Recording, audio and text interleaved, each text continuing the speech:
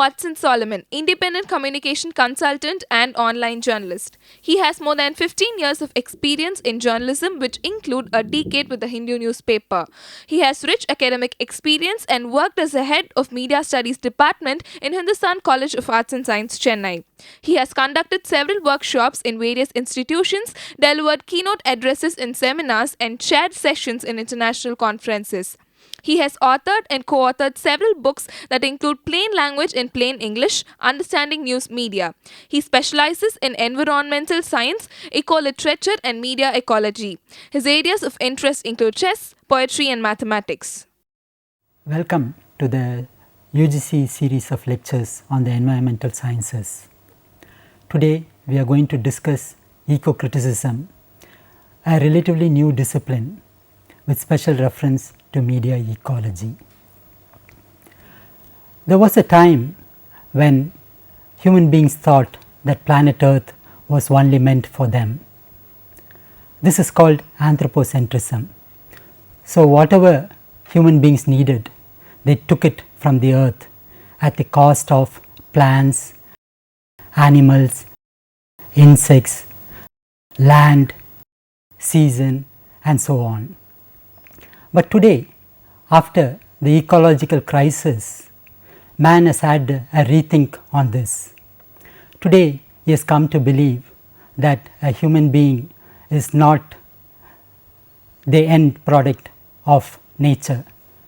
He has come to realize that he is a part of nature and his interests have to be subordinated to that of the interests of earth.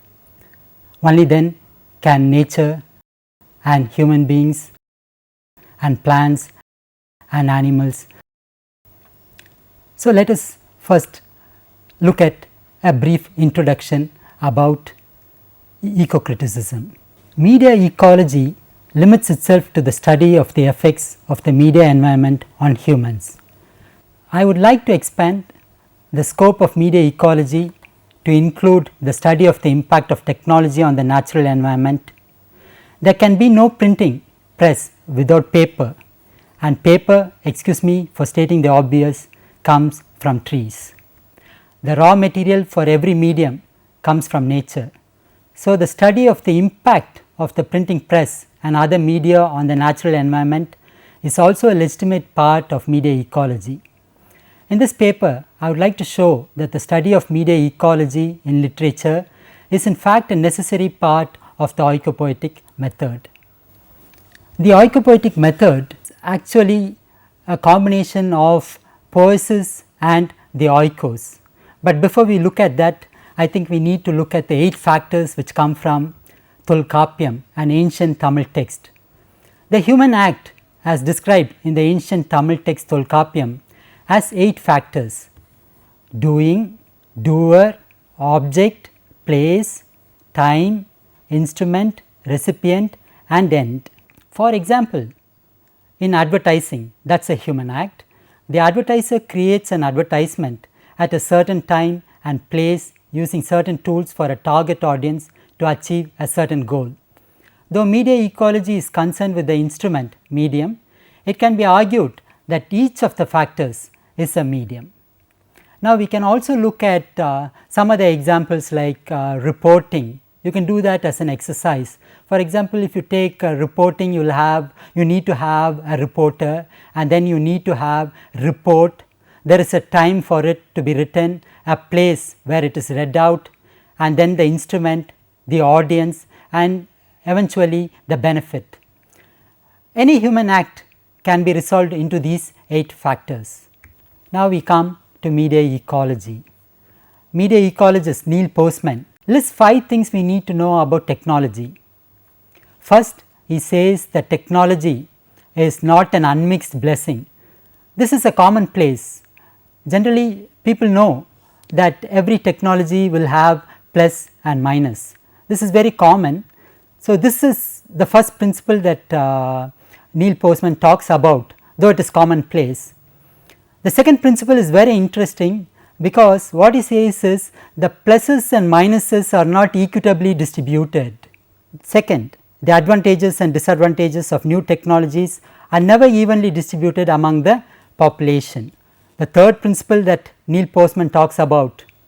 Third, embedded in every technology is a powerful idea. So, you have a new medium.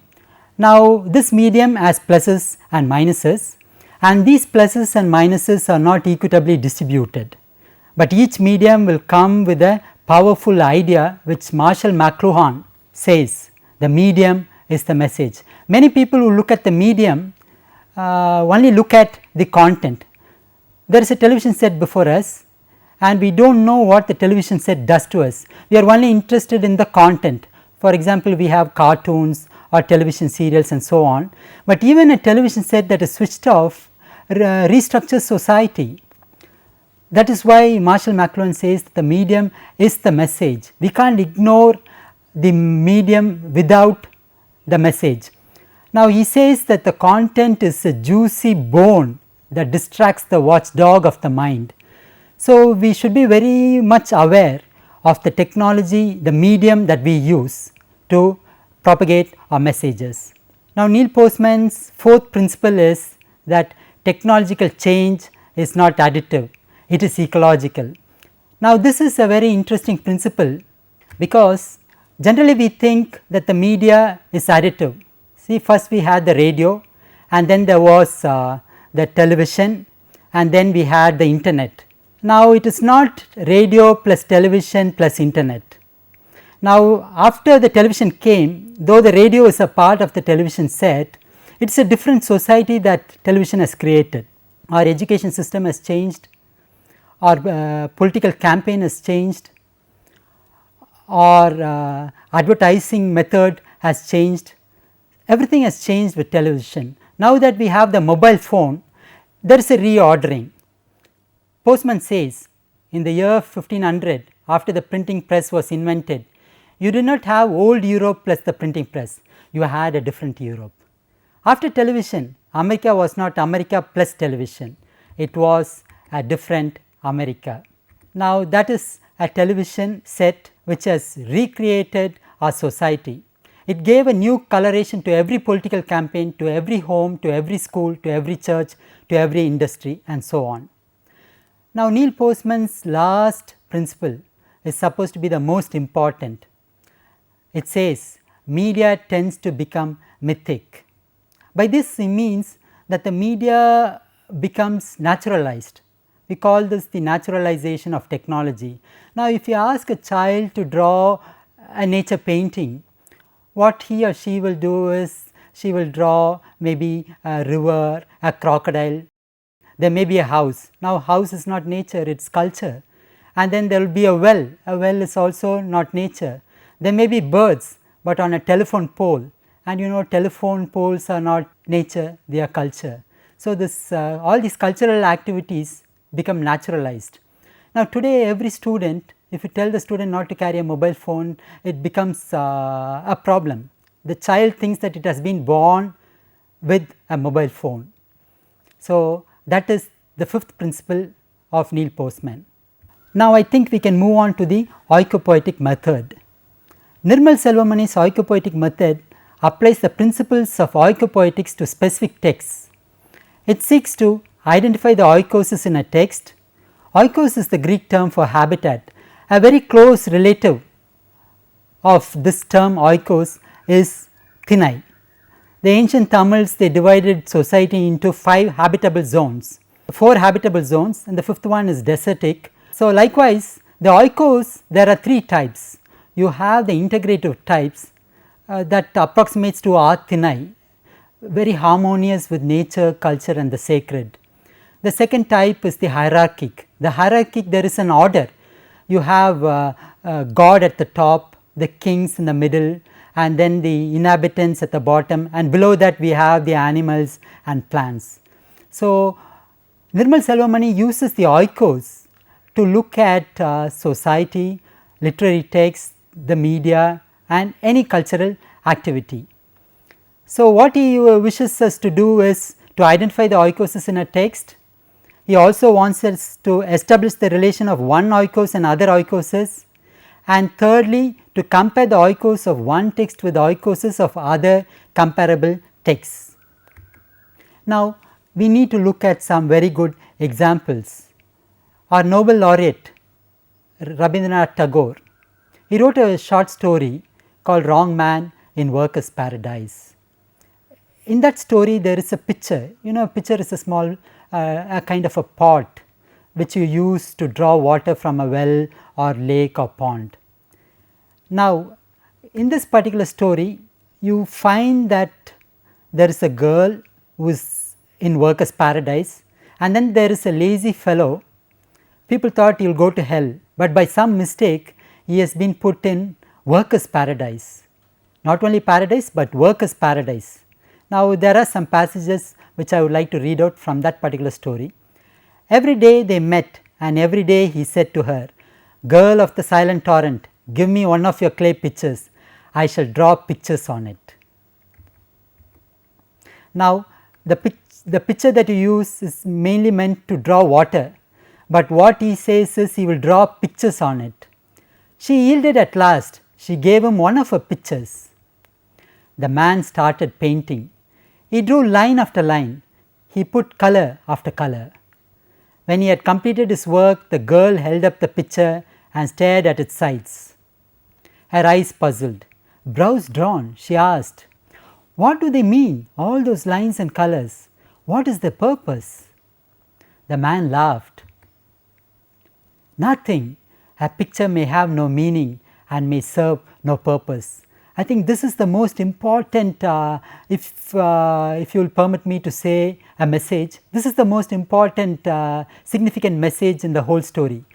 He says a picture may have no meaning and may serve no purpose, and that is its ultimate purpose. That is the purpose of art. As Oscar Wilde said, all art is useless. It is because they are useless we call them art. We use a pot to draw water from the well. We draw some pictures on the pot and we place it on the shelf and we admire it. The picture in the women's oikos, the oikos, as I have told you, is the habitat, the thinai in Tamil philosophy, is just a storage medium. You can store water in a pitcher, but is expressive in the man's oikos. Why is it expressive? Because the man is not using the pot to draw water, he is using the pot to draw pictures. Since by mistake he was placed in workers' paradise, his oikos was sure to threaten the oikos of workers' paradise. That is a beautiful story which I would not like to spoil in the retelling. We can move on to the next example. It is called Anecdote of the Jar. This poem called Anecdote of the Jar was written by Wallace Stevens. In Tagore's short story there was no conflict between the cultural and the natural environments. In Stevens' poem there is a conflict, but what is this conflict? It is a short poem. The poet comes from Tennessee, and what he says is, "I placed a jar in Tennessee, and round it was upon a hill. It made the slovenly wilderness surround that hill. The wilderness rose up to it and sprawled around, no longer wild. The jar was round upon the ground and tall and of a port in air. It took dominion everywhere. The jar was grey and bare. It did not give of bird or bush, like nothing else in Tennessee." We shall take a break now. Welcome back after the break. We had just seen Wallace Stevens' Anecdote of the Jar. Now we shall see what are the implications. We can see that the introduction of the jar as storage medium is not additive but ecological. It is not Tennessee plus jar, but a different Tennessee.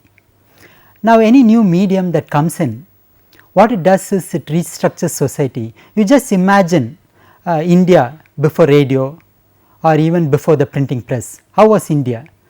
Likewise, every country, any new technology that comes in alters its landscape, alters its cultural mappings, and even alters the sacred dimensions. It is not Tennessee plus jar, but a different Tennessee. Postman might say it is the surrender of culture to technology.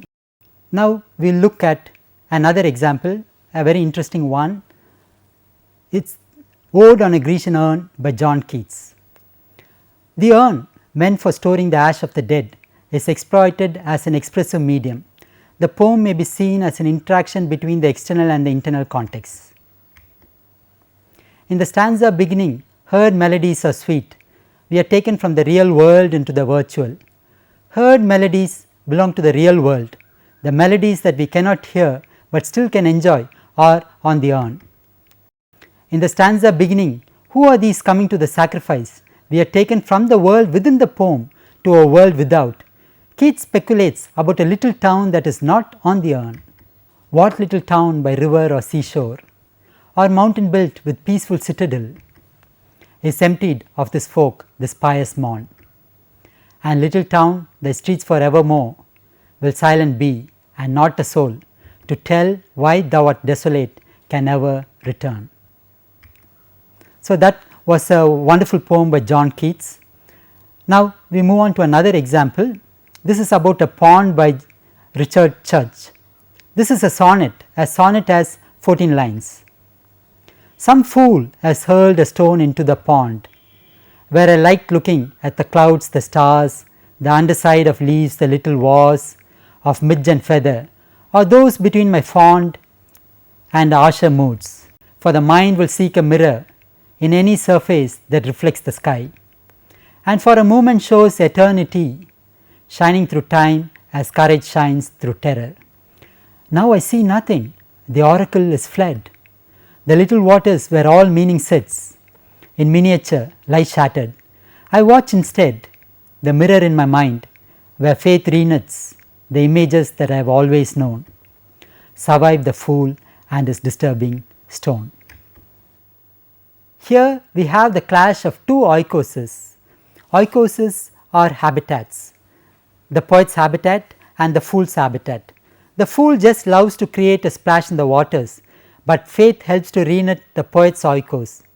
Oikopoetics actually tries to comprehend the meaning of a poem at three integrated levels: human, nature and sacred. The sonnet easily lends itself to the oikopoetic method. Now we can move on to another example, the well. Postman tells us that technology becomes mythic. We no longer look at the alphabet and number system as a product of a culture. They appear to us as old as the hills and therefore an indispensable part of nature. The making of a pot requires some clay. Nature seems to gladly provide it. The digging of a well involves violence against nature, but nobody seems to look at it that way. The well over the ages has become mythic and therefore a part of the landscape. My poem, The Ballad of the Frog, attempts to portray the conflict between the sacred and human need. A temple is raised and a well is dug. Here is the poem. For many years, counting from 1 to 9, no single drop of rain from the skies fell. So townsfolk raised to the rain gods a shrine and bade the priest cast out the evil spell. The river that used to run through the town had been dammed by a king beyond the dell. No chance could make the smiling skies to frown. The priest was reborn a frog in the well. Along came a man, water to divine, with divining rod that can secrets tell. He walks along a curve, along a line, but cannot figure where the waters dwell, till he steps into the shrine in the town, for there the rod begins to spin like hell. All smiled for joy, but only one did frown. The priest was reborn a frog in the well. To dig a well, they needs must raise the shrine. Already they can hear the water swell. The priest loses his cool and calls them swine, and for the last time rings the temple bell. He then begs upon his knees like a clown, but they raise the shrine and dig a deep well. He goes mad and runs up and down the town. The priest was reborn a frog in the well. He looks up at the skies that would not frown and clasps the idol of the rain god well. He jumps into the well himself to drown. The priest was reborn a frog in the well. Now you can see how a well as a storage media has had an impact on the priest and on the villagers there. Our final example is the dam, and you know there is a dam on the river Narmada. The part can only store a little water. The dam, thanks to our first Prime Minister Jawaharlal Nehru, is still being considered as the temple of the future. Why are environmentalists against it?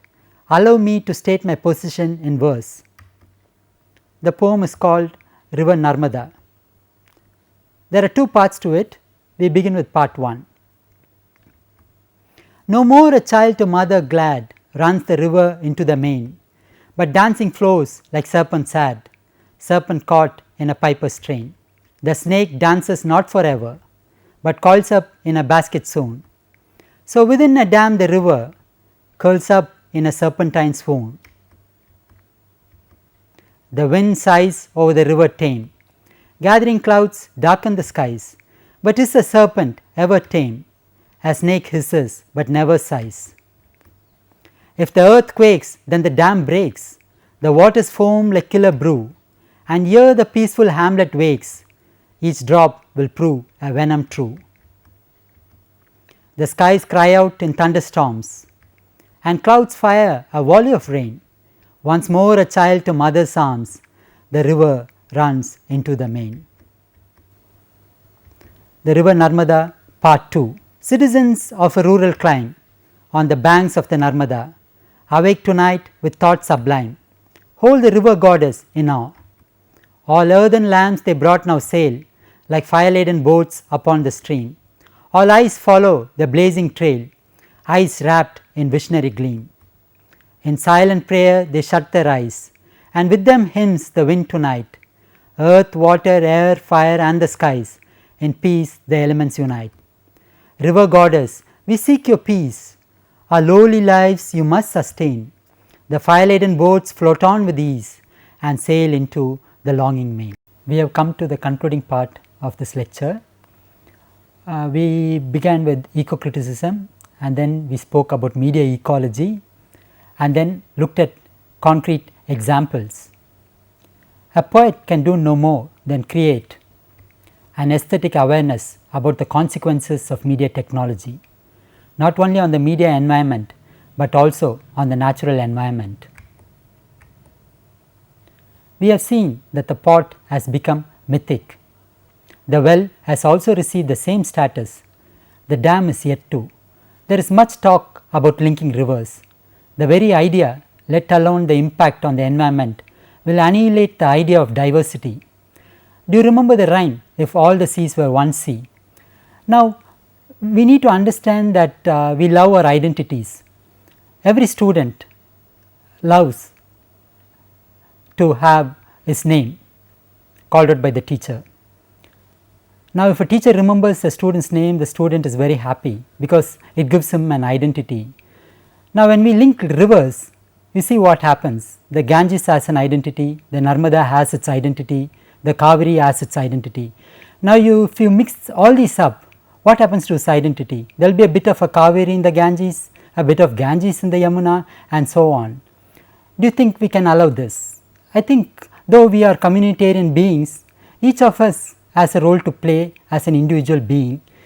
Likewise, each river must be permitted to have its identity. Of course, the name was given by human beings. Now for the rhyme.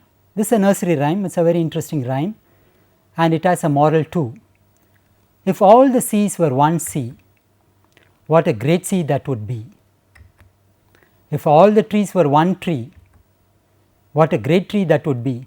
See, you look at the imagination of the poet, he wants all the seas to be one sea, like the linking up of the rivers.